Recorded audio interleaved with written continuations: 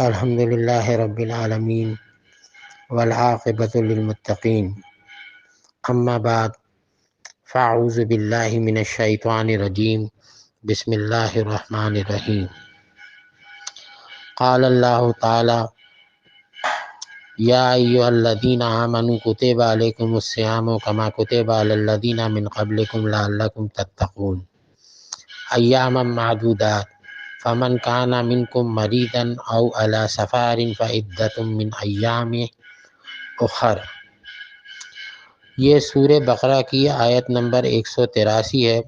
اور اس کا ترجمہ ہے: اے ایمان والوں، تم پر روزے فرض کر دیے گئے ہیں جیسے کہ تم سے پہلے لوگوں پہ فرض کیے گئے تھے۔ یہ چند دن کی بات ہے، پھر بھی تم میں سے جو کوئی مریض ہو یا سفر میں ہو تو اسے اس بات کی اجازت ہے کہ وہ بعد میں ان کو قضا کر لے۔ قال النبی صلی اللہ علیہ وسلم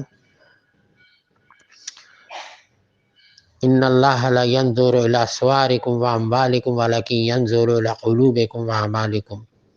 بے شک اللہ تعالیٰ تمہاری صورتوں کی طرف اور تمہارے مالوں کی طرف نہیں دیکھتا بلکہ تمہارے دلوں کی طرف اور تمہارے اعمالوں کی طرف دیکھتا ہے۔ رب اشرح لی صدری ویسر لی امری واحلل عقدۃ من لسانی یفقہوا قولی۔ سب سے پہلے تو یہ ناچیز مفتی افتخار ایک مرتبہ پھر اللہ پاک کا لاکھ لاکھ احسان مند اور شکر گزار ہے کہ اس پروردگار عالم نے مجھ کو ایک مرتبہ پھر زندگی عطا فرمائی اور مزید بیان کرنے کی توفیق نصیب فرمائی۔ اللہم لک الحمد و لک الشکر۔ میرے مسلمان بھائیوں اور بہنوں کو مجھ ناچیز کی طرف سے سلام قبول ہو۔ اور آج کا موضوع جو ہے وہ میں پہلے ہی بتا چکا ہوں کہ آج کا موضوع جو ہے بغیر کسی شرعی عذر کے رمضان کے روزے نہ رکھنا۔ تو حدیث میں آتا ہے کہ ہمارے آقا حضور صلی اللہ علیہ وسلم نے فرمایا کہ اسلام کی بنیاد 5 چیزوں پر ہے،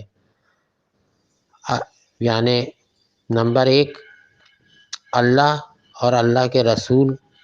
پر ایمان لانا اور گواہی دینا، نمبر 2 نماز پڑھنا، نمبر 3 روزہ رکھنا، نمبر 4 زکوٰۃ دینا اور نمبر 5 حج کرنا۔ ایک حدیث میں ہے کہ جس شخص نے رمضان المبارک میں بغیر عذر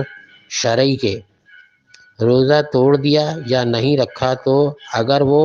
اس کے عوض زندگی بھر روزے رکھے تب بھی اس کی تلافی نہیں ہو سکتی۔ حضرت ابن عباس رضی اللہ تعالی عنہ سے روایت ہے کہ آپ صلی اللہ علیہ وسلم نے فرمایا، اسلام کی اصل اور اس کی مضبوط کڑی 3 چیزیں ہیں: کلمہ شہادت نمبر 1، نمبر 2 نماز اور نمبر 3 رمضان کے روزے رکھنا۔ اس لیے جو کوئی شخص انہیں ترک کر دے گا یا چھوڑ دے گا تو وہ کافر ہو جاتا ہے، نعوذ باللہ من ذالک۔ تو میرے مسلمان بھائیوں اور بہنوں، اللہ پاک سے دعا ہے کہ اللہ پاک ہم سب کو خیر و عافیت کے ساتھ رمضان المبارک کے بابرکت مہینے میں حاضر ہونے کی توفیق عطا فرمائے اور رمضان المبارک کے پورے فیوز و برکات اللہ پاک اپنے فضل و کرم سے ہم سب کو حاصل کرنے کی ہمت اور توفیق عطا فرمائے اور ہم سب کے ساتھ عافیت والا معاملہ فرمائے۔ تو میرے مسلمان بھائیوں اور بہنوں، رمضان المبارک کا بابرکت مہینہ آنے والا ہے اور انشاءاللہ مارچ کی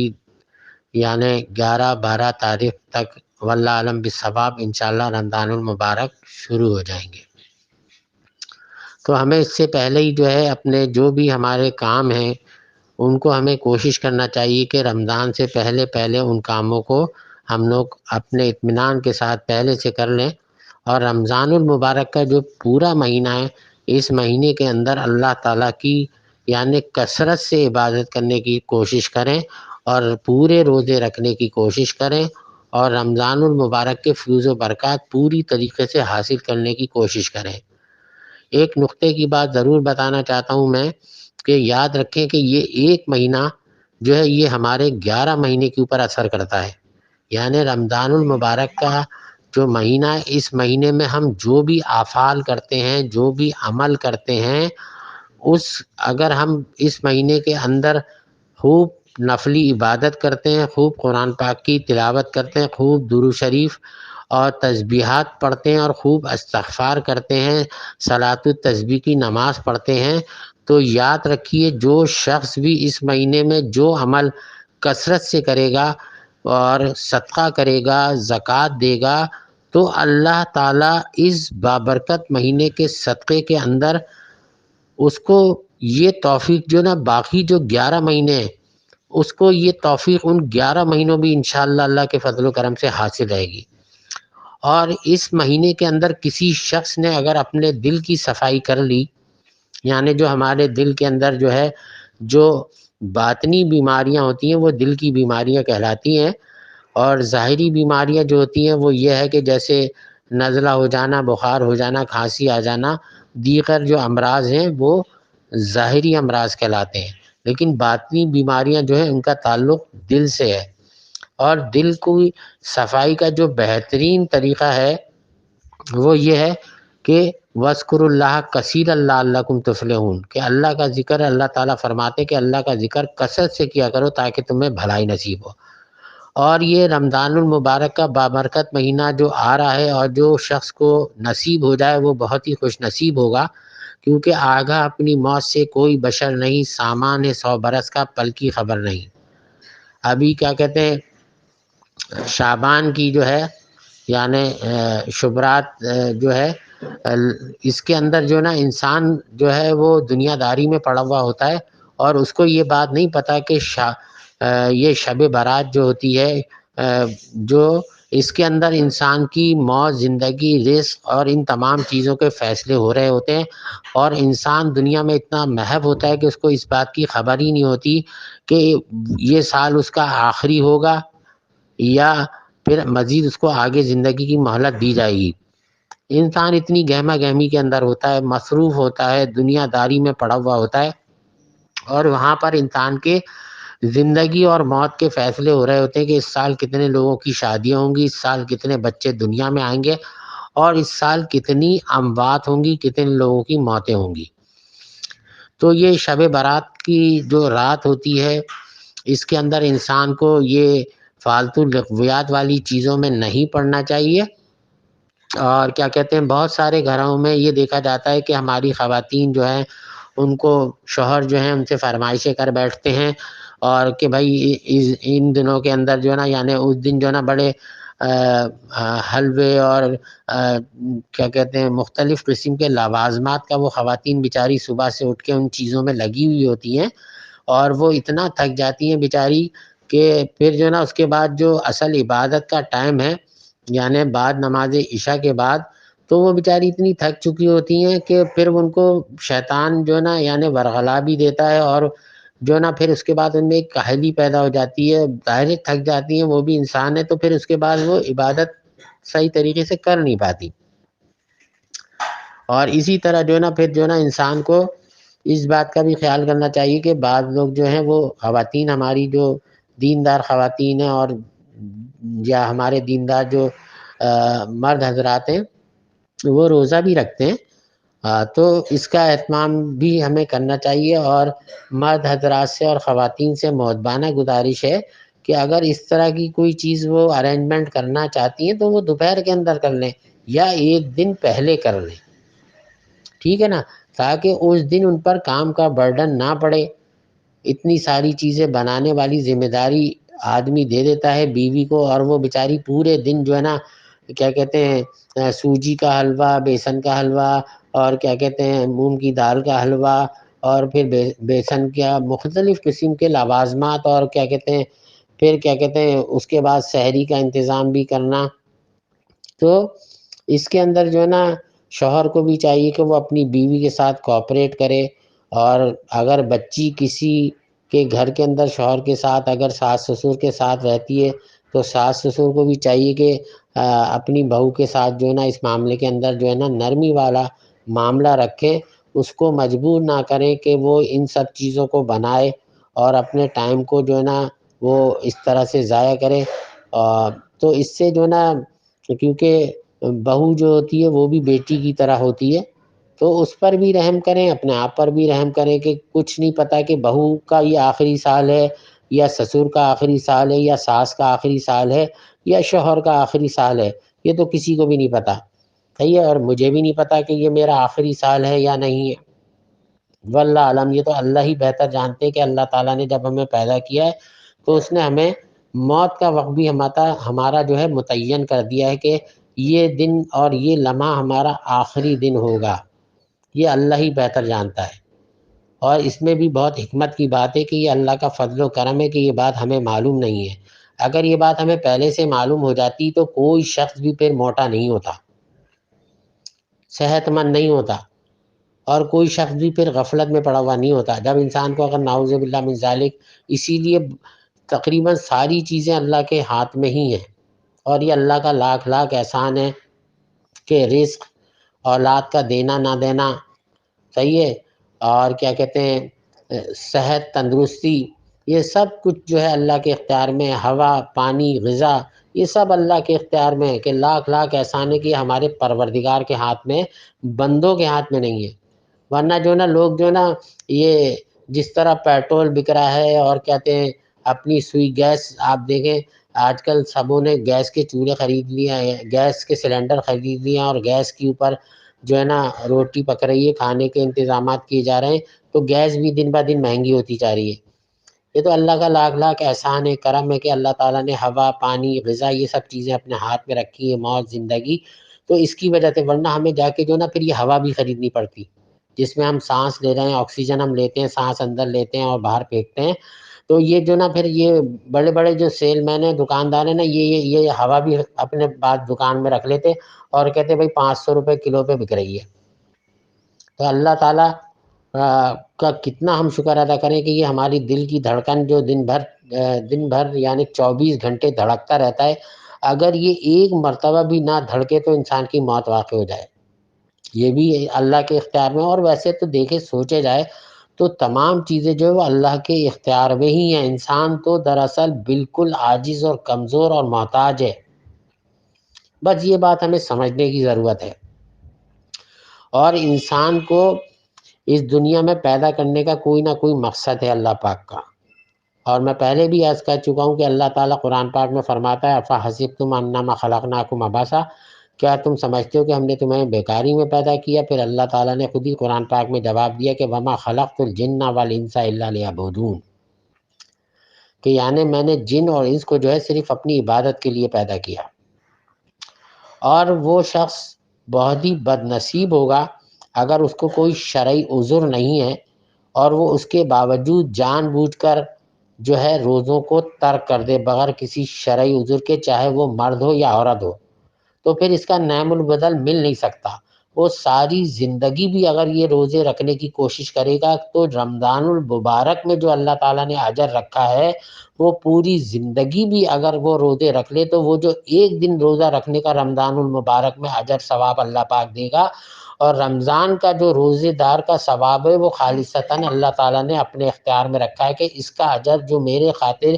روزہ رکھے گا، بھوکا رہے گا، پیاسا رہے گا اللہ کی خوشنودی کے لیے، تو اللہ تعالیٰ اس کا اجر بھی خود عطا فرمائیں گے۔ اب آپ سوچ لیں کہ جس کا اجر اللہ تعالیٰ اپنی شان کے مطابق عطا فرمائیں گے کہ تو وہ اجر کیسا ہوگا؟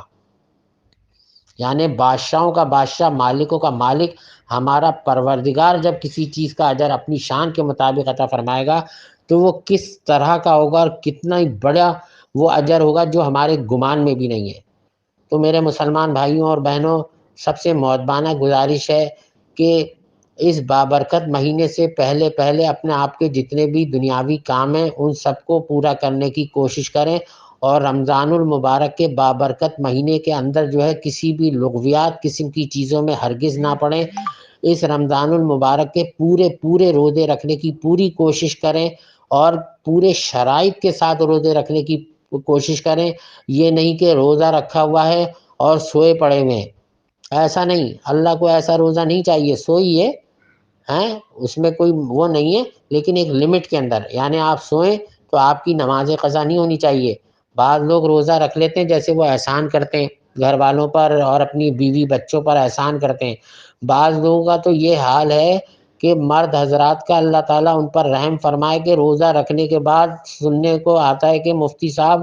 میرے شوہر روزہ رکھ لیتے ہیں تو پورے دن غصہ کرتے رہتے ہیں،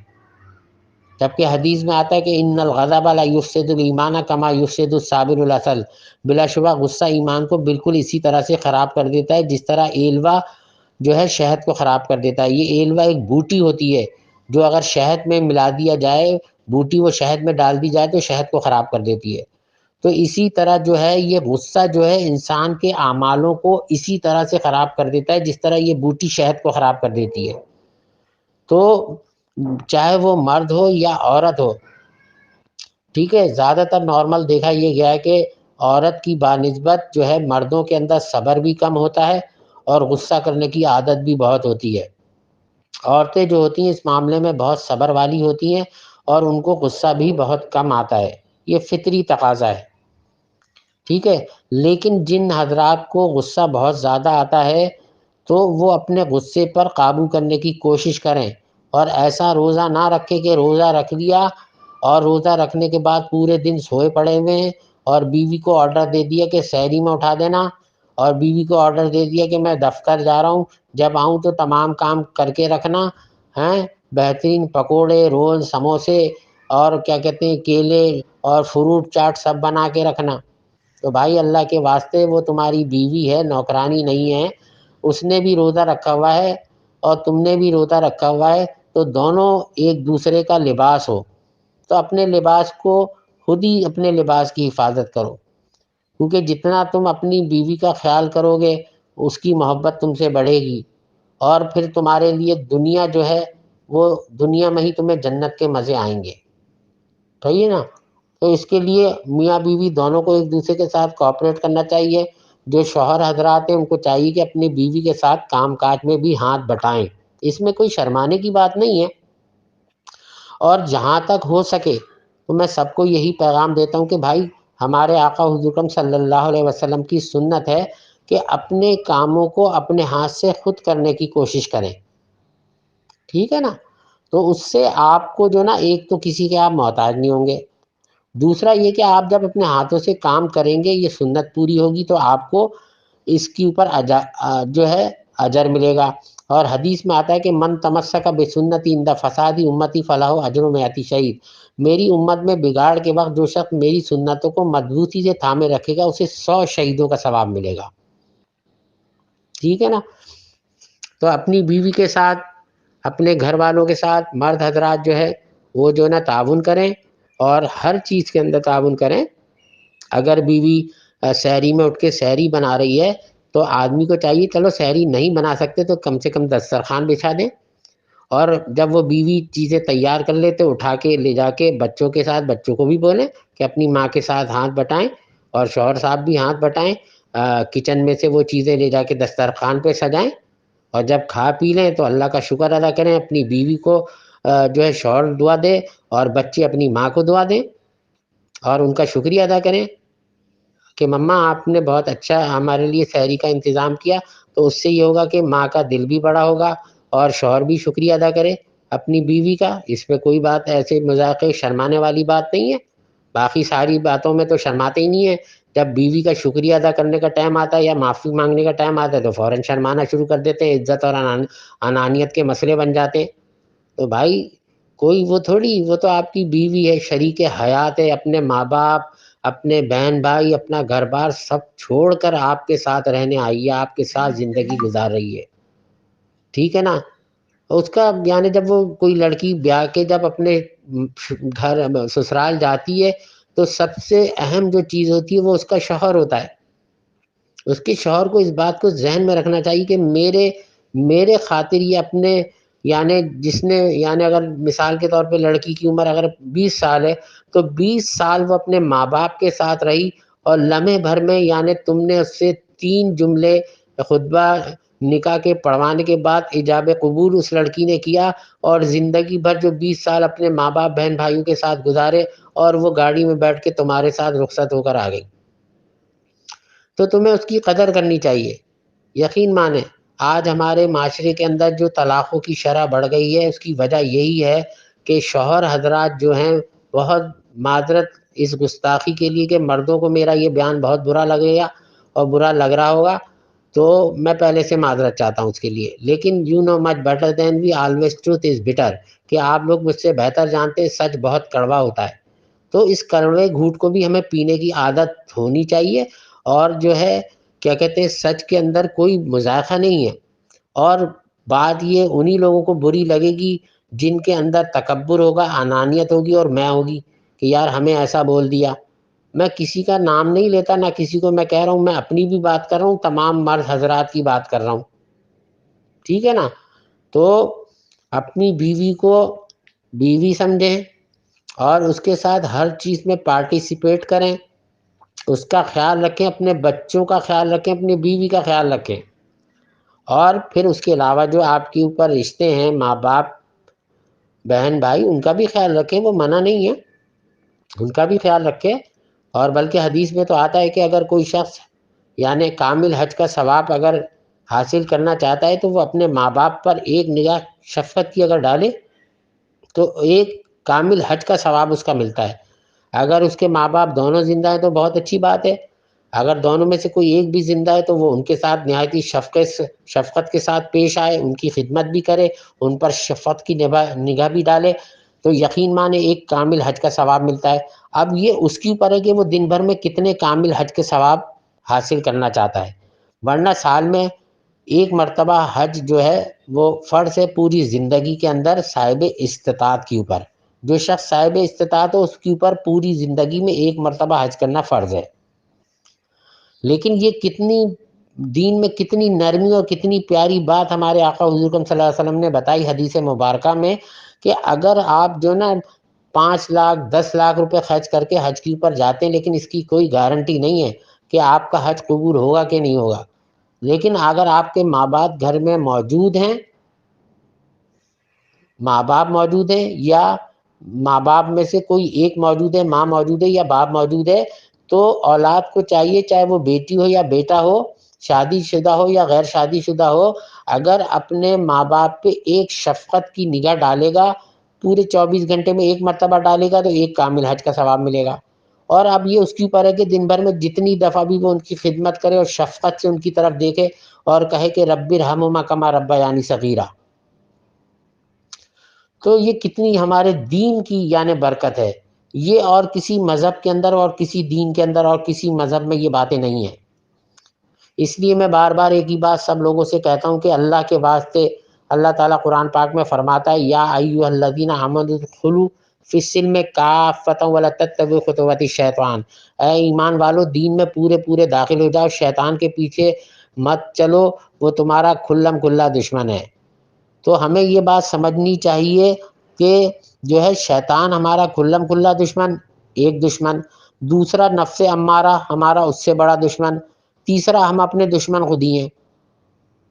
صحیح ہے نا. تو اتنے سارے دشمنوں کو پالنے سے بہتر ہے کہ آدمی اللہ تعالیٰ کے سامنے اپنے آپ کو سرنڈر کر دے.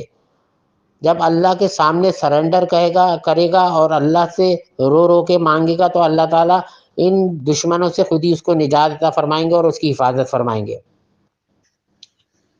تو یہ باتیں جو ہے بہت سمجھنے کی اور ان پر عمل کرنے کی ضرورت ہے. صرف ان بیانات کو جو ہے سننا نہیں ہے، یہ اللہ کا فضل و کرم ہے. میں شکر ادا کرتا ہوں کہ اللہ تعالیٰ نے مجھے بیان کرنے کی سعادت نصیب فرمائی ہے، اور میں اس کے لیے ہماری جو گروپ کی چیف ایگزیکٹو آفیسر ہیں شبانہ باجی، میں ان کا بھی بہت ممنون اور شکر گزار ہوں کہ انہوں نے یہ قرآن اور حدیث کا گروپ جو ہے بنایا ہے اور اس کے اندر مجھے ایڈمن بنایا ہے. اللہ کا شکر ہے. اللہ تعالیٰ ان کو دونوں جہانوں میں خوب خوب عزت عطا فرمائے، اور ان کو اور گروپ کے تمام ممبران کو اللہ تعالیٰ اپنے حفظ و امان میں رکھے اور سب کی تمام جائز مرادوں کو پورا فرمائے، اور اللہ تعالیٰ سب کو صحت جسمانی اور روحانی دونوں عطا فرمائے، اور ہم سب کو جو نا عمل کی توفیق عطا فرمائے. نہ صرف ہم باتیں کرنے والے نہ ہوں بلکہ جو بھی بات ہم کریں عمل بھی اس کے اوپر کریں. اور سب سے اہم بات یہ ہے کہ رمضان المبارک کے حوالے سے موضوع ہے تو رمضان المبارک کے اب آپ کو میں فیوز و برکات بھی بتاتا ہوں کہ رمضان المبارک کے بابرکت مہینے میں آپ یہ باتوں کو نوٹ کریں کہ وہ نعمتیں جو عام دنوں میں ہم خرید کے نہیں کھا سکتے، اللہ تعالیٰ کے لیے ہم روزہ رکھتے تو اللہ تعالیٰ غیب سے ہماری مدد کرتا ہے، اور اللہ تعالیٰ وہ نعمتیں جب روزہ کھل رہا ہوتا ہے تو آپ دیکھیں آپ کے دسترخوان کے اوپر جو نا وہ تمام نعمتیں موجود ہوتی ہیں جو پورے سال میں آپ نہیں کھا پاتے۔ پھل بھی موجود ہوگا، فروٹ چاٹ بھی موجود ہوگا، اور کیا کہتے ہیں دودھ میں بنا ہوا شربت بھی موجود ہوگا، کھجور بھی موجود ہوگی، اور کیا کہتے ہیں اس کے ساتھ پکوڑے بھی ہوں گے، رول بھی ہوگا، سموسے بھی ہوگا۔ کیا آپ یہ ساری چیزیں روزانہ کھا پاتے ہیں؟ نہیں کھا پاتے۔ اور پھر اللہ تعالیٰ کی مہربانی دیکھیں کتنا کرم ہے کہ سارے عام دنوں کے اندر یہ چیزیں اگر آپ کھا لیں تو آپ کا فوراً نظام ہاضمہ خراب ہو جاتا ہے، لیکن رمضان المبارک میں جب آپ یہ چیزیں دسترخوان کے بیٹھ کر ایک ہی وقت میں اتنی ساری چیزیں کھاتے ہیں، اور اس کے بعد جو ہے نا آپ جو ہے پھر اللہ کا شکر ادا کرتے ہیں، تو آپ کو دیکھیے اس کے بعد آپ پھر تھوڑی دیر بعد وقفہ یعنی آرام کر کے پھر تراویح کا ٹائم شروع ہو جاتا ہے، آپ عشاء کی نماز کے لیے چلے جاتے ہیں اور تراویح پڑھتے ہیں، تو آپ کا ڈائجسٹو سسٹم جو ہے نا خود بخود یعنی ماشاءاللہ اس کے اندر ایک بہتری آتی ہے، اور وہ سارے پکوڑے، چکن کے رول، اور جو بھی زنگر برگر، اور کیا کہتے ہیں کھجورے، کیلے، فروٹ چاٹ، جو بھی آئٹم آپ نے کھائے ہوتے ہیں، اللہ تعالیٰ نے جس کو جتنی استطاعت دی ہوئی ہوتی ہے، بہرحال اس مہینے کے اندر اللہ تعالیٰ کی رحمتیں برس رہی ہوتی ہیں، اور وہ بڑا ہی یعنی بدنصیب شخص ہوگا جو اس بابرکت مہینے میں رحمتیں برس رہی ہیں اور اس بابرکت مہینے کو وہ پا کر اپنی مغفرت نہ کرا سکے۔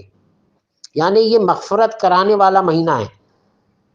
کہ ہو سکتا ہے یہ مہینہ ہمارے لیے آخری مہینہ ہو، اس کے بعد ہماری پتہ نہیں اللہ بہتر جانے ہمیں موت آ جائے، تو کم سے کم اب جو یہ 11 مہینے جو ہمارا نفس بگڑ جاتا ہے، تو یہ اس ایک مہینے کے اندر جو ہے ہمیں اپنے نفس کے اوپر قابو پانے کا پورا موقع ملتا ہے، اور نفس امارہ جو ہے یہ قرآن پاک میں اللہ تعالیٰ ارشاد فرماتے ہیں ان النفس لامارۃ بالسوء الا ما رحم ربی، کہ بے شک تمہارا نفس امارہ جو ہے وہ برائی کی طرف مائل کرنے والا ہے مگر جس پر اللہ اپنا رحم فرما دے۔ تو اللہ تعالیٰ کے رحم کے بغیر یعنی ہم نفس امارہ پہ قابو پا نہیں سکتے۔ تو بڑے خوش نصیب ہیں وہ لوگ جنہیں رمضان المبارک کا بامرکت مہینہ حاصل ہو جائے، اور اس بابرکت مہینے کے اندر یعنی نفس امارہ کو قابو کرنے کے پورے معاملات جو ہیں وہ موجود ہیں، کیونکہ نفس امارہ جو ہے وہ قابو میں آتا ہے بھوک سے۔ جب آپ خالی پیٹ رہتے ہیں تو نفس امارہ آپ کا جو نا وہ کمزور پڑنا شروع ہو جاتا ہے، اور شروع کا جو پہلا عشرہ ہوتا ہے نا اس کے اندر بڑا یعنی جب انسان پہلے دن آپ دیکھیے گا خاص کر لوگوں کے اندر، کیونکہ 11 مہینے جو ہم نے خرافات حرکتیں الٹی سیدھی کی ہوئی ہوتی ہیں، تو پہلا روزہ جب ہم رکھتے ہیں تو اس دن نفس امارہ کے اوپر وہ بڑا شاک گزرتا ہے، اور اکثر لوگ جو نا بڑے غصے کی حالت کے اندر ہوتے ہیں، بسوں کے اندر جھگڑے ہو رہے ہوتے ہیں، گلیوں کے اندر جھگڑے ہو جاتے ہیں، ذرا ذرا سی بات کے اوپر آدمی جو ہوتا ہے جو اس کو برا لگ جاتا ہے، گاڑی کے کوئی بھی بات کہہ دو، تو اس کے اندر اصل میں وہ جو نفس امارہ 11 مہینے بگڑا ہوا تھا، اب اس نے روزہ رکھ کے اس کو قابو کرنے کی کوشش کریے تو وہ نفس امارہ جو ہے بغاوت کرتا ہے، تقاضا کرتا ہے، اور انسان کو غصہ آتا ہے، اور انسان اس غصے کی حالت میں جو وہ یہ بھول جاتا ہے کہ میں روزے سے ہوں، اور وہ لڑائی جھگڑا شروع کر دیتا ہے۔ کسی کوئی بعض لوگ تو نعوذ باللہ من ذالک رمضان کے اندر روزے کی حالت میں بھی گالی گلوچ شروع کر دیتے ہیں اور گالیاں بکنا شروع کر دیتے ہیں۔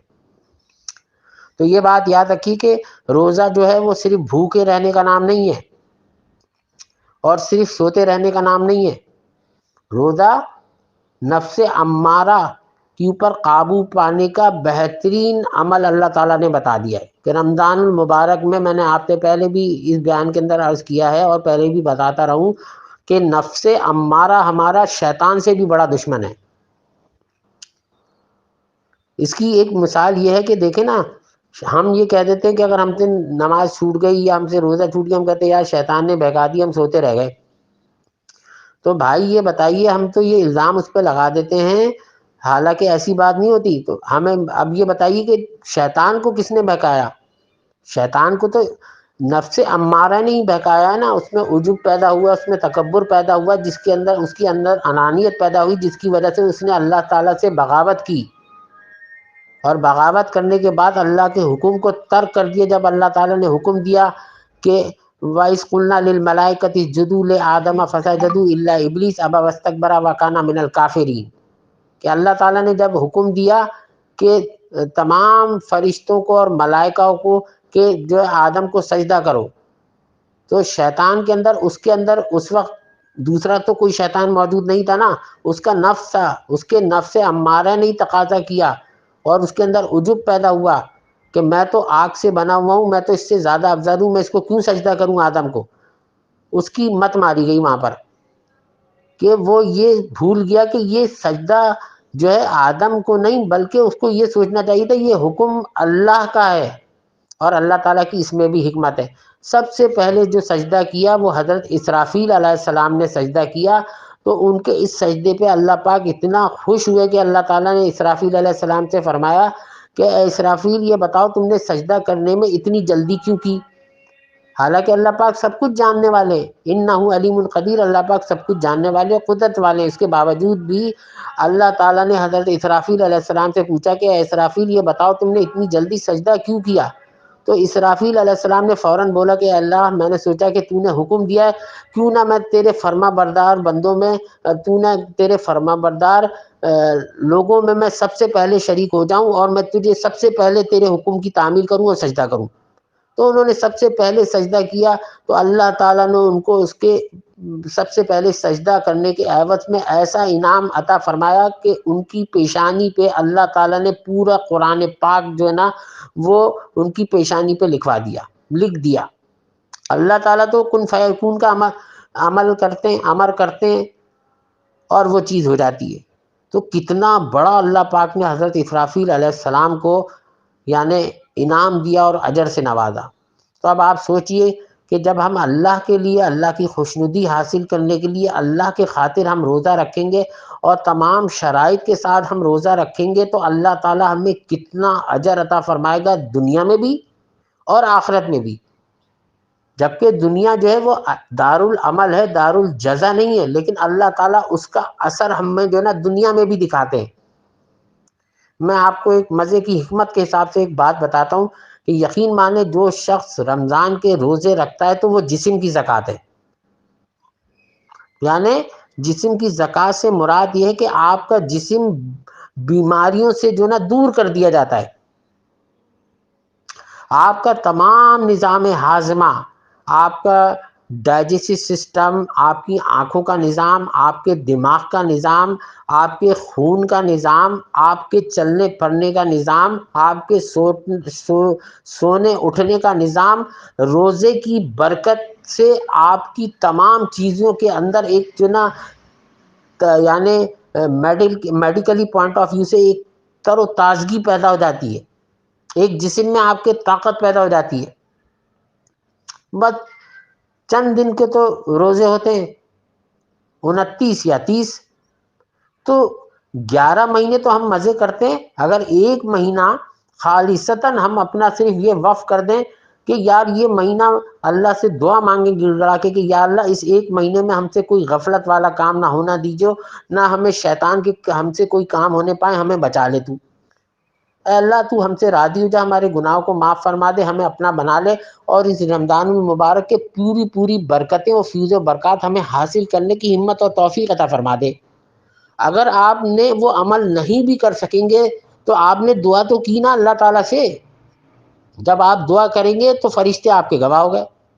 اگر آپ مانا کہ روزے نہیں بھی رکھ سکے، پورا نہیں بھی اتر سکے، تو آپ اللہ سے دعا تو مانگتے رہیں. روز حشر کے دن ایک شخص ایسا اللہ تعالیٰ کی بارگاہ میں پیش کیا جائے گا کہ اس نے نہ زیادہ نمازیں پڑھی ہوں گی، نہ زیادہ روزے رکھے ہوئے ہوں گے، ٹھیک ہے، اور نہ اس کے پاس زیادہ نیکیاں ہوں گی. جب اللہ تعالیٰ فرشتوں سے کہیں گے کہ اس کا نامہ اعمال کھولو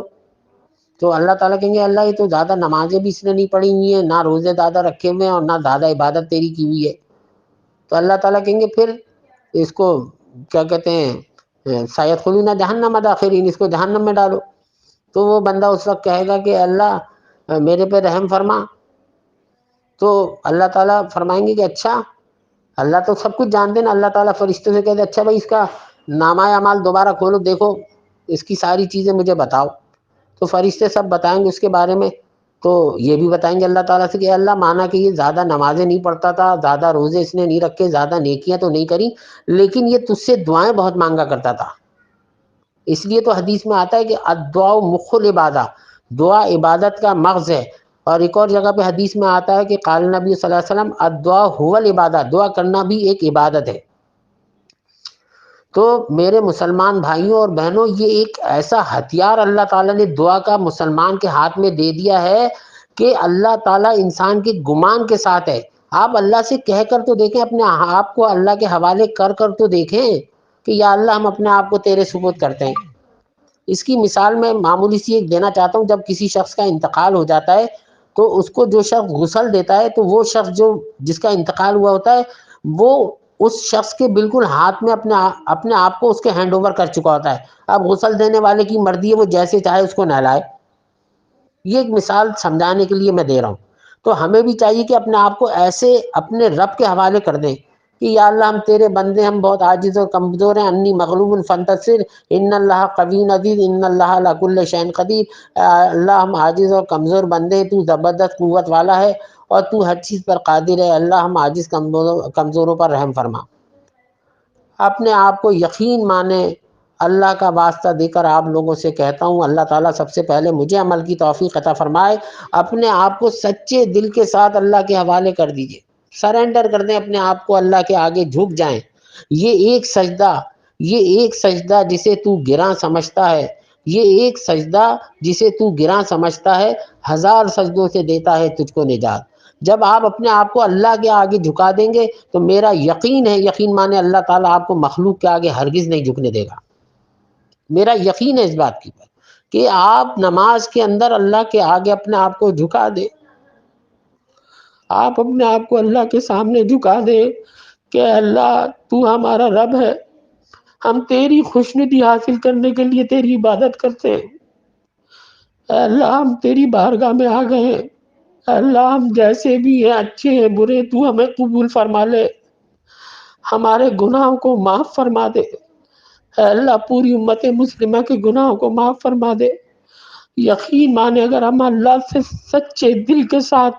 اللہ کی عبادت کریں گے اور اللہ سے مانگیں گے، تو آپ یقین مانے اللہ ہمیں ہرگز دنیا میں رسوا نہیں کرے گا، نہ ہمیں آخرت میں رسوا کرے گا۔ لیکن ہم آج موجودہ دور کے اندر اللہ کو چھوڑ کر باقی سب کے آگے جھک رہے ہیں، باقی سب کے آگے جھکتے ہیں۔ تو اللہ کو سوچیں، اللہ تعالیٰ کتنے غیرت والے ہیں، کس قدر زبردست قوت اور طاقت والے ہیں۔ اللہ کو کتنی شرم آتی ہوگی کہ اس کا کوئی بندہ یا بندی دوسروں کے آگے جھکے، دوسروں سے مانگے۔ اللہ کی غیرت کو گوارا ہی نہیں ہے۔ اللہ تعالیٰ چاہتا ہے، اللہ نے قرآن پاک میں فرمایا وَقَالَ رَبُّكُمُ ادْعُونِي أَسْتَجِبْ لَكُمْ إِنَّ الَّذِينَ يَسْتَكْبِرُونَ عَنْ عِبَادَتِي سَيَدْخُلُونَ جَهَنَّمَ دَاخِرِينَ۔ اللہ تعالیٰ ارشاد فرماتا ہے تم مجھ سے مانگو، میں تمہاری دعاؤں کو قبول کروں گا۔ جو مجھ سے مانگنے سے آراز کرتے ہیں، یعنی مجھ سے نہیں مانگتے، میں ان کو جلدی ذلیل اور رسوا ہو کے جہنم میں داخل کروں گا۔ تو اللہ تو چاہتے ہیں نا اپنے بندوں سے اور بندیوں سے کہ اللہ سے مانگو، اور اللہ سے مانگو نا، اللہ سے بڑھ کر تو کوئی دینے والا ہے ہی نہیں۔ اگر کسی پہ کوئی بیماری آ جائے، کسی پر کوئی مصیبت آ جائے، تو یقین مانے ساری دنیا کے ڈاکٹر جمع ہو جائیں، وہ اس کو شفا نہیں دے سکتے اگر اللہ کی مرضی نہیں ہے۔ اور اگر ایک معمولی سی دوائی انسان کھاتا ہے، اگر اللہ کا حکم ہو جائے کہ اس دوائی سے اس کو شفا ہو جائے، تو اس کا کینسر بھی ختم ہو جائے گا، بڑے سے بڑا مرض اس کا ختم ہو جائے گا اگر اللہ چاہیں گے تو بس ہمیں اللہ کی رضا میں راضی ہونے والا بن جانا چاہیے۔ اور اللہ تعالیٰ سے دعا ہے کہ اللہ تعالیٰ سب سے پہلے مجھے عمل کی توفیق عطا فرمائے۔ یا اللہ ہم امت مسلمہ کے حال پر رحم فرما، جو بھی مسلمان بھائی بہن پریشان حال ہیں، سب کی تمام پریشانیوں کو دور فرما۔ یا اللہ جو کچھ بھی کہا سنا ہے، یا اللہ اس پہ جو کمی کوتاہی ہے اس کو معاف فرما۔ یا اللہ رمضان المبارک کے بابرکت مہینے میں ہم سب کو حاضری نصیب فرما، اور رمضان المبارک کے پورے فیض و برکات محض اپنے فضل و کرم سے ہمیں حاصل کرنے کی توفیق عطا فرما عافیت کے ساتھ۔ یا اللہ جو بہنیں، جو بیٹیاں گھروں میں رشتوں کے لیے بیٹھی ہوئی، یا اللہ ان کے لیے جلد سے جلد ان کے جوڑ کے رشتے عطا فرما، اور جو بھی لوگ پریشان حال ہیں سب کی تمام پریشانیوں کو دور فرما۔ جو بیمار ہیں ان کو صحت کاملہ عاجلہ عطا فرما، جو پریشان حال ہیں ان سب کی تمام پریشانیوں کو دور فرما۔ یا اللہ جو دلوں میں تمنائیں رکھتے ہیں حج اور عمرہ کرنے کی، یا اللہ تو غیب سے مدد فرما، سب کو حج اور عمرے کی سعادت نصیب فرما اور بار بار نصیب فرما۔ یا اللہ پاک ہم سب کو دین کا داعی بنا، یا اللہ ہمارے بیوی بچوں کو ہمارے آنکھوں کی ٹھنڈک بنا، یا اللہ جو بھی لوگ دین کے کام کر رہے ہیں ان کی قدم قدم پر مدد فرما۔ یا اللہ جو لوگ بھی جو ہے نا یعنی جن سے گناہ صادر ہو گئے، یا اللہ ان کے گناہوں کو محض اپنے فضل و کرم سے معاف فرما دے اور امت مسلمہ کے حال پر رحم فرما۔ یا اللہ ہم سب کو اپنی سچی محبت عطا فرما، اپنے محبوب حضور صلی اللہ علیہ وسلم کے سے سچے دل کے ساتھ محبت کرنے کی توفیق عطا فرما، سچے دل کے ساتھ ان کی اتباع کرنے کی ہمیں توفیق عطا فرما۔ یا اللہ ہم سب کو ایمان کامل عطا فرما۔ ربنا آتنا فی الدنیا حسنۃ وفی الآخرۃ حسنۃ وقنا عذاب النار وقنا عذاب القبر وقنا عذاب الحشر وقنا عذاب یوم القیامہ۔ اللہم لا تزغ قلوبنا بعد إذ هديتنا وهب لنا من لدنك رحمة إنك أنت الوهاب رب ارحمهما كما ربياني صغيرا۔ اللہم آتنی بکتابی بیمنی وحاسبنی حسابا یسیرا۔ اللہم اعتق رقبتی من النار۔ اللہم ثبت قدمی علی الصراط یوم تزل فیہ الاقدام۔ اللہم اجعلنی من الذین یستمعون القول فیتبعون احسنہ۔ ربنا ظلمنا انفسنا وان لم تغفر لنا وترحمنا لنکونن من الخاسرین۔ لا الہ الا انت سبحانک انی کنت من الظالمین۔ استغفر اللہ تعالی ربی من کل ذنب واتوب الیہ۔